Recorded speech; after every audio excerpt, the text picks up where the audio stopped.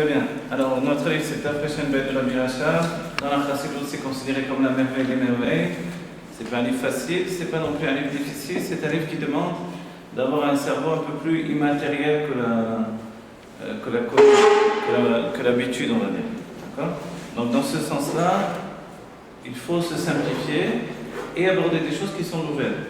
Les choses qui sont nouvelles, ce sont les enseignements qui sont liés à la Pnimiut Torah, l'intériorité de la Torah, à savoir le sujet des Sphirot, des Olamot, et de toutes les manières, elles seront expliquées dans l'âme et de manière intellectuelle, d'accord ?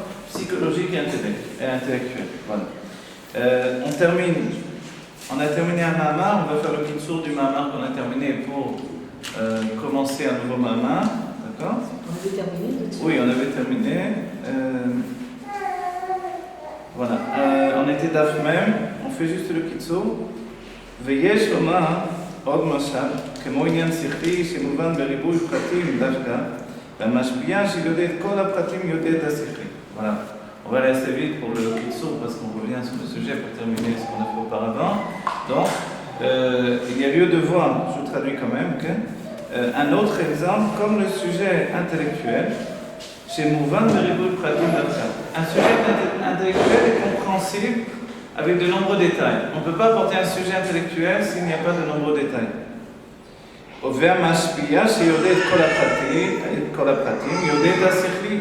Maintenant, le mashpia, celui qui enseigne, il connaît tous les pratim, tous les détails, donc il connaît le sujet intellectuel. אלא מקבל, הרי כל פרט בפני עצמו שבכל אחד יש חלק ויצא מהשכלי הוא בחינת מיעוט בבחינת מיעוט. Alors, maintenant, quand le mashpia vient dévoiler au Mekavel, donc celui qui reçoit, donc le mashpia c'est le maître, c'est l'enseignant, et il vient dévoiler à son élève va recevoir, et en recevant, alors est-ce qu'il va recevoir la même quantité de lumière intellectuelle, si on peut dire? Alors il dit que non, il va recevoir un mi'ut or, c'est-à-dire que l'expression intellectuelle qui porte en elle-même une lumière, un dévoilement, va passer par un stade où la lumière va devenir plus petite, s'amenuiser. Afilo im amekabel mevin ksat et asechli. Même si l'élève, celui qui reçoit l'enseignement, il comprend un petit peu la notion intellectuelle qu'on est en train de lui enseigner, il ne pourra toutefois pas avoir dans tous les détails qu'il reçoit la même intensité de lumière. La lumière, sous-entendu que la chose va briller comme dans un éclair de compréhension extrêmement profond, etc. Vous voyez? וגם כשנתגלו כל הפרטים, הרי אצל המשפיע בעצמות שכלו מאיר אור רב לפי אופן דקות העניינים. Même quand il lui dévoile tous les enseignements, il lui dit voilà, je te transmets tous les enseignements, je vais te donner tous les détails. Malgré cela, ces enseignements et tous les détails de l'enseignement ne brillent pas de la même intensité de compréhension chez celui qui les transmet et celui qui les a reçus. Parce que celui qui les transmet, lui, en réalité, il a avec tous ces enseignements un bagage non seulement intellectuel, mais d'érudition qui est en rapport avec toutes les études, tous les livres qui sont en rapport avec ce sujet, et tous les sujets qui s'attachent, en fait, comme une conclusion à ces enseignements-là, vous voyez, et toutes les sources, etc., etc. Dans la Chassidut, on dira, il y a ce qui s'appelle la Yen Sham. Dans les Mamarim de Rebbeim, ils rapportent souvent la Yen Sham. La Yen va voir le sujet dans tel livre, dans tel livre, dans tel livre. La plupart du temps, on ne va pas voir parce qu'on n'a pas le temps. Le Rabbi nous dit qu'il faut faire un effort d'aller voir quand même. Sur certains textes, quand j'ai été voir, on découvre véritablement la source et la racine des enseignements, on comprend le chidouche, la nouveauté apportée par le livre que l'on étudie. L'élève ne reçoit pas l'intégralité de la lumière, c'est ça? Voilà, il ne peut pas recevoir l'intégralité de la lumière parce que... Hein? Il peut devenir fou s'il apprend trop de choses dans le temps. Oui, alors ça c'est ce qu'on disait effectivement pour la Kabbalah quand elle était étudiée de manière rapide, sans préparation, etc., etc. L'une des grandes raisons, c'est parce que c'est beaucoup de lumière, c'est vrai. On l'oublie aussi un peu, exactement. Mais c'est aussi le fait qu'on peut corporiser le divin. Et ça, c'est un grand danger. Mais l'idée qu'on devienne fou, c'est-à-dire que dans la Kabbalah, le divin est exprimé de manière physique, corporelle. La main, Voilà, exactement. Donc, Donc c'est un exemple. Et comme ce qu'il y avait de plus proche pour les hommes de compréhension, le plus proche de leur personne, c'était leur propre corps, donc on donnait pour les hommes un exemple relié au corps. La chassidoute, comme l'enseignait un grand Mekouba Sfarad, la chassidoute privilégie l'exemple de l'âme à la place de l'exemple du corps. De ce fait-là, on ne rentre pas dans le piège anthropomorphisme. Anthropomorphisme. Dans des ordres aussi. Voilà. והדוגמה מזה, למעלה, בכוונת המעציל בעניין הספירות. Et l'exemple de tout ça, évidemment, tout ça c'est un exemple. C'est-à-dire le Rav et l'élève c'est un exemple. Et le vrai sujet qu'on étudie dans ce livre, c'est le sujet de... Donc quand on dit en haut, c'est-à-dire à proximité de Dieu, avant même, il y a proximité de Dieu dans son état de dévoilement, c'est là, en haut. Mais il y a encore plus élevé Dieu dans son intimité avant même qu'il se dévoile. Des kavanat amatzik benyan asfirot. Donc on parle en réalité de l'intention de Dieu par rapport aux sphirot. Qu'est-ce que sont les sphirot? On rappelle, les sphirot sont les lumières divines, la lumière divine qui est morcelée en 10 mesures de dévoilement de manière à être intégrée dans les 10 forces de notre âme. D'accord? C'est comme ça que nous connaissons Dieu et c'est comme ça que Dieu construit les mondes. Un monde est toujours construit de 10 sphirot. Un être, comme nous-mêmes, dans notre âme, dans notre corps, ou dans notre réalité psychologique, on va dire, on est toujours construit de 10 sphirotes. Chez nous, les sphirotes s'appellent Kochot HaNefesh, les forces de l'âme, mais ce sont aussi des sphirotes. D'accord? C'est le même principe. Et dans ce monde-là, on parle de la 10 sphirotes, c'est ça? Pardon? Et dans ces mondes divins, on parle des 10 sphirotes pour comprendre notre personnalité. Mais en réalité, la démarche, elle est de comprendre Dieu, et par le fait que nous allons, on va dire de manière désintéressée vers la compréhension de Dieu, alors on va finir par se comprendre nous-mêmes. Plus qu'on va finir, l'exemple pour comprendre Dieu, c'est la compréhension de notre personne également. C'est de Dieu, quoi. Non, je ne parle pas de ça. C'est pas ça. Je ne parle pas de ça, je parle de compréhension véritable.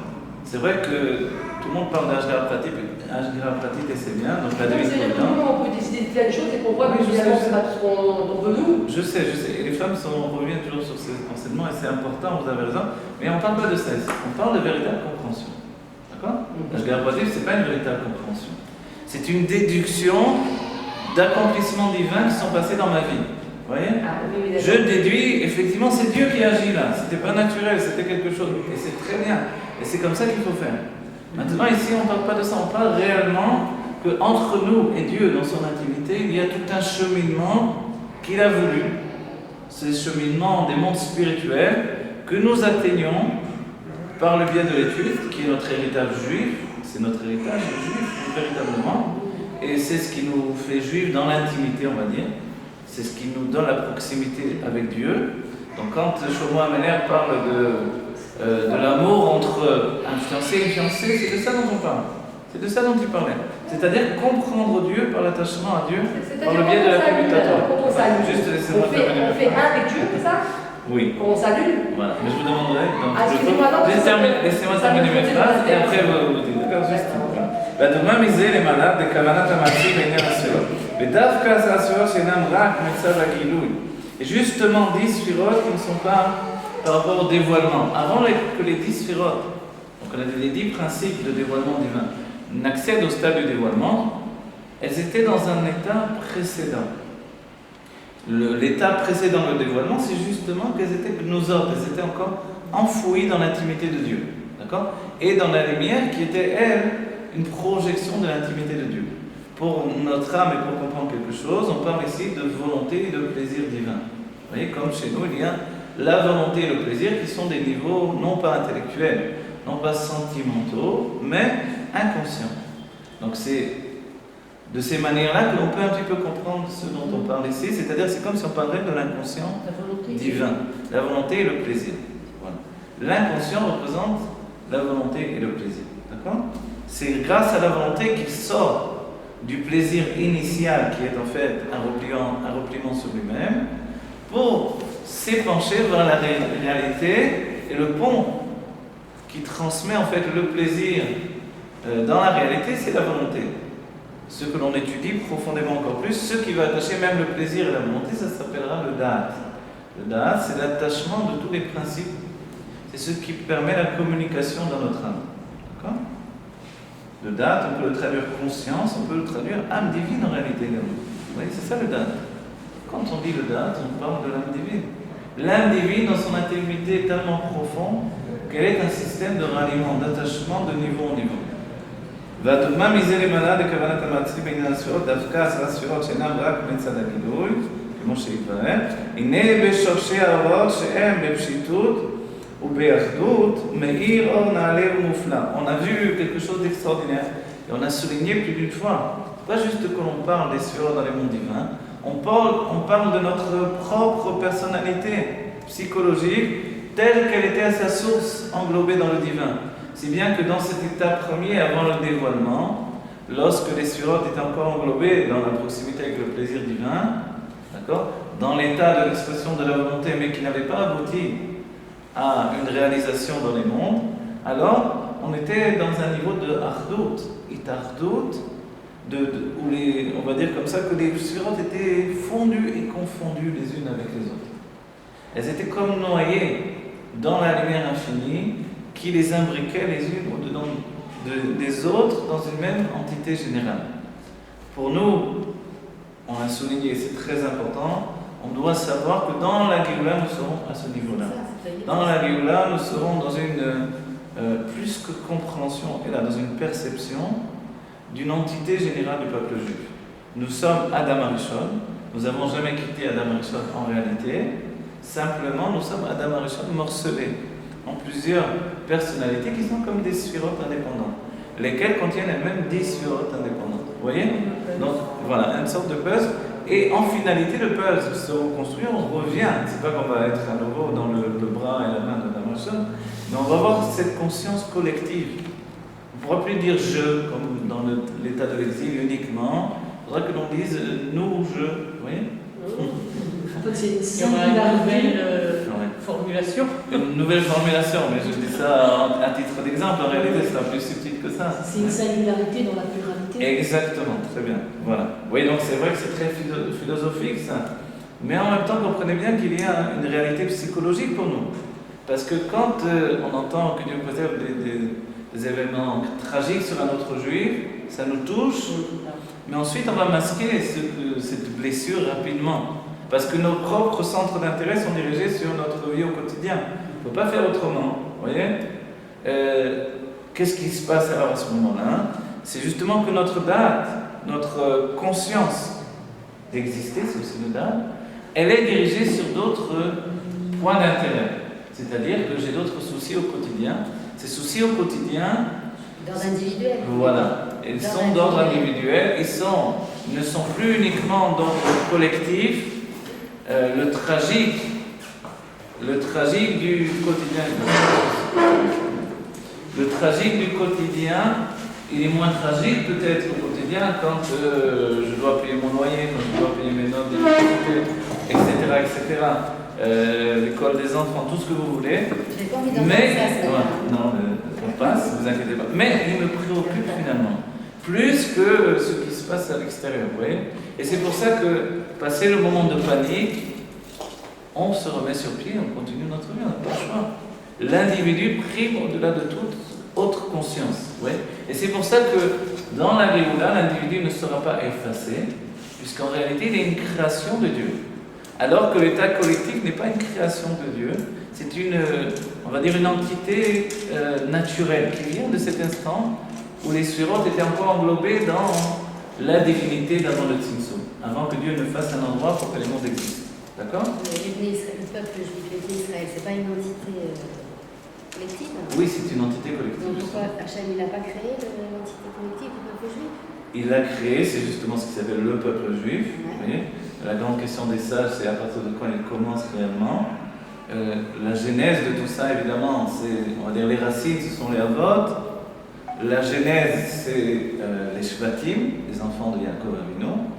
Et le déploiement, c'est le peuple juif à Matan Torah, la sortie d'Égypte, et le peuple juif à Matan Torah, au don de la Torah, où le peuple juif se structure comme une entité collective qui est gérée par un roi. Ce roi, c'est Moshe Rabbeinu, qui a le titre de roi également, en plus du titre de maître spirituel.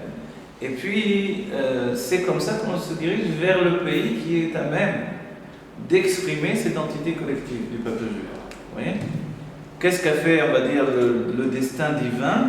Le destin, c'est de morceler l'entité collective dans les pays du monde et la réalité de la Géoula qui est en train de se vivre. Donc à petit pas, on est en train de vivre la Géoula, on est déjà dans les jours du Mashiach, puisqu'il est dit 2000 ans de Tohu, 2000 ans de désordre, c'est la période avant le déluge. À partir de Abraham Avinu, on rentre dans les 2000 ans de Torah, et ensuite, forcément, donc depuis un moment déjà, on est rentré dans les 2000 ans de jour du Mashiach. Vous voyez? Et comme on est à la veille du Shabbat qui va se réveiller le Shabbat, donc c'est le 7e millénaire, nous on est déjà dans ce 6e millénaire, et puis qu'est-ce que l'on veut? Eh bien, on veut prendre la Géoula. On veut prendre le Shabbat avant son temps, on ne veut pas attendre de rentrer vraiment dans le Shabbat pour être dans la Géoula. Comme nous faisons chaque Yom Shishi, on prend le Shabbat avant son temps. Même depuis mercredi, Voilà. avant le temps. Parce qu'autrement, on serait dans le Shabbat si on le prendrait à l'instant où il rentre véritablement. Il y aurait des grandes chances qu'on soit Mechalel le Shabbat, la plupart d'entre nous. On transgresse le Shabbat, puisqu'on prend le Shabbat au moment où il rentre. Donc c'est déjà trop tard, vous voyez. Et être Mechalel le Shabbat, c'est aussi de faire rentrer un esprit Chol dans le Shabbat. C'est pas juste de faire une action. Donc l'esprit de Galout, de l'exil, on ne veut pas le faire rentrer dans la Géoula. On va avoir une Géoula qui n'est pas entachée par l'esprit de l'exil. Vous voyez? Et c'est pour ça qu'on doit absolument prendre la Géoula avant son temps. Et pour la prendre avant son temps, c'est un sujet dans l'âme plus que dans toutes les autres conditions de vie. Et c'est l'âme qui elle, est le passage entre deux états. D'accord? C'est comme ça qu'Adam Arishon est passé de l'exil de la Géoula du Gan Eden, à l'exil de la vie que nous connaissons. D'accord? Même si après il y a des exils parce que le Beth Amikdash a été détruit, on peut dire que d'un principe général, le Beth Amikdash était quand même dans un niveau d'exil général. Vous voyez? C'est ce que Moshe dit lorsqu'il dit Shlachna Beyat Tishna, envoie de la main de ton libérateur, délivre le peuple juif avec ce Mashiach qui t'amène d'instaurer une réalité divine pour toute l'humanité, pour tout le genre d'existence, et même dans le minéral, le végétal, d'accord? Sans parler de l'animal, que tout vive avec... Donc normalement on est immortel alors? En réalité, on est immortel. C'est ça. Et le piège de la galoute, c'est de penser et d'avoir intégré et de vivre avec cette conscience de la limite qui est notre propre ressentiment. Donc notre date est enfermée dans un exil. L'exil s'appelle la limite. Vous voyez, quand on dit le Gvoul, c'est aussi la Gola. La Gola, l'exil, c'est une limite. Une limite qui entoure et qui emprisonne notre âme. Vous voyez? Et c'est la perception du corps, ce date particulier qui fait que nous sommes venus au monde. On s'est séparé d'un monde illimité, le divin, et on est rentré dans un principe de vie de plus en plus limité. Et cette limite, en fait, elle est contagieuse. Elle s'est transmise à l'humain depuis toujours. Tu vois, c'est bien cette limite. Elle vient de la volonté de Dieu. Mais Dieu nous a donné la limite pour nous grandir, non pas pour nous enfermer comme une finalité. C'est le système du barrage, on enferme quelqu'un, on ferme l'eau, et elle devient plus puissante en accumulant en fait toute son énergie. Elle devient même une source d'énergie puisqu'elle peut de cette manière-là apporter de l'électricité, etc. Il faut au départ un barrage, c'est-à-dire bloquer l'eau. Dès que je bloque le mouvement de vie, le mouvement infini, on dit que la nature de l'eau c'est d'avoir une nature infinie, donc elle coule. Finalement, dès qu'il y a un obstacle, alors le principe se met en place, le principe qui génère en fait à la fois une limite, mais qui entraîne une démesure personnelle. Vous comprenez? C'est le propre de... Voilà, exactement, j'allais dire ça. C'est le propre des épreuves que nous rencontrons, qui est aussi une limite. L'épreuve, c'est une limite. Je voulais être heureux, quelque chose m'empêche d'être heureux. Je voulais réussir dans la vie, quelque chose m'empêche de réussir. Je voulais, oui, tout ce que l'on voulait qui est empêché par la réalité. Mais en réalité, il dit que rien ne résiste à la volonté. Comment quelque chose a pu effectivement résister à la volonté? Est-ce que c'est possible? En réalité, c'est une épreuve qui se met en barrière de ma volonté pour dévoiler les racines de la volonté d'une manière encore plus puissante. Donc en fait, face à l'épreuve, on peut fuir l'épreuve, et dans ce cas-là, elle reviendra de toutes les manières, d'une manière ou d'une autre. Okay? Quand je dis de toutes les manières, ça veut dire ça. Et on n'aura pas dépassé l'épreuve, on n'aura pas grandi dans notre âme. Donc, on est obligé de se confronter à l'épreuve. Le rabbin nous précise que quand on a un problème, on ne peut pas le résoudre dans son entité générale. Vous voyez? J'ai 36 000 dettes, je demande 3 milliards de shekels pour payer mes dettes. Le rabbin nous dit, tu ne peux pas faire ça. Qu'est-ce que tu vas faire? Moi qu'on les gagne, grâce à Dieu, mais qu'est-ce qu'on fera? Alors on va payer dette par dette. Vous voyez? On va payer, il y a une fuite, je bouge chaque fuite. Il y a une fissure, je bouge chaque fissure. Je ne peux pas d'un seul coup tout boucher. Vous voyez? Je ne peux pas résoudre tous les problèmes, nous dit le rabbi, d'un seul bloc. Je vais, et ça c'est quelque chose d'intellectuel, je vais prendre le problème, je vais être Mechalek autour, donc je vais le séparer, le dissocier en éléments justement disparates, et à ce moment-là, je vais pouvoir résoudre le problème. Vous voyez? Donc en fait, notre perfection aujourd'hui, d'après cet enseignement du rabbi, je le soulignerai par rapport à l'idée et l'identité du tzaddik que l'on doit être, puisqu'il est écrit le Hamer Kolam Tzaddikim, le tzaddik que l'on a en nous, que l'on possède en nous, n'est pas un tzaddik qui est formé de manière générale par notre vie, par notre expérience, par notre vécu. On ne peut pas, avec l'âme que l'on possède pour l'instant, en réalité atteindre le niveau du tzaddik. Alors pourquoi on dit Vamer Kolam Tzaddikim? Pourquoi tous les juifs sont tous des tzaddikim? D'abord c'est pour nous encourager. Ensuite, c'est pour la finalité de la Géoula, dans laquelle on va découvrir qu'on était tous tzaddikim, des justes parfaits, que simplement dans l'exil on n'a pas réagi comme il fallait, de toutes les manières et au moment où il fallait, etc. Et alors, mais un autre point, c'est parce que dans de nombreux, on va dire domaines, on est déjà tzaddik. Je suis déjà un tzaddik dans de nombreux domaines. Effectivement, dans cet autre domaine, pas du tout. Dans cet autre là-bas, catastrophe. Mais je ne sais pas, voilà, cache-route, je fais de mon mieux pour manger cachère. J'ai un tzaddik dans la cache-route. C'est inscrit là-haut. Voilà. Voilà. Un moment qui est éternel devant Dieu. C'est pour ça que ça devient plus qu'un moment. Parce que ça monte dans le monde divin, nous dit le rabbi. Et là-bas, c'est éternel. Il n'y a pas un instant qui a fui, qui est passé. Donc ça peut être il y a 15 ans de ça ou 20 ans de ça, ça ne change pas.